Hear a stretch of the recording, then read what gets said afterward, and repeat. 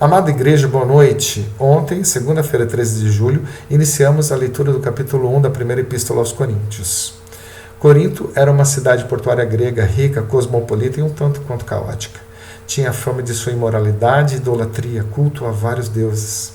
A igreja de Corinto foi fundada pelo apóstolo Paulo em sua segunda viagem missionária.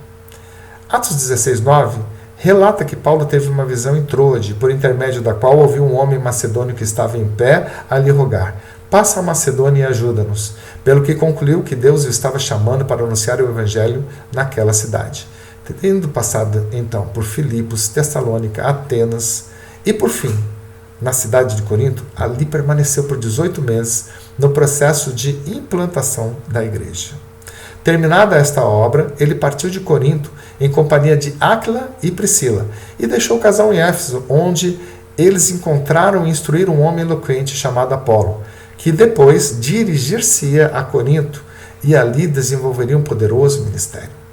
Após a partida de Paulo da cidade de Corinto, houve muitos problemas e confusões na igreja, devido à carnalidade imperante e à imaturidade dos membros que ali congregavam. A primeira epístola de Paulo aos Coríntios foi escrita por Paulo no último de seus 3 anos de ministério em Éfeso, entre 55 e 56 d.C., movido por notícias que recebeu da casa de Cloe. Aí, Paulo passa a tratar de alguns temas cruciais para a igreja, que passo a enumerar. Divisões na igreja. Uns se diziam de Paulo, outros de Apolo, outros de Pedro. Pelo que Paulo exortava-os à unidade, lembrando-os que Cristo era quem havia sido crucificado por eles. Imoralidade foi um outro tema. Houve um problema de incesto, que até mesmo pessoas pagãs criticavam.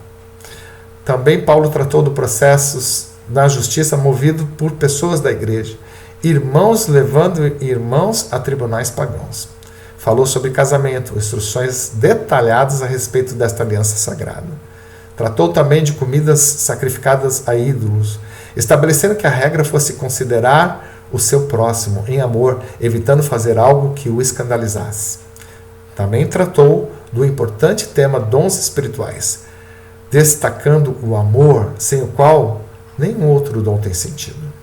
Falou também da ceia do Senhor, conscientizando os membros da igreja de Corinto sobre o seu real significado e importância.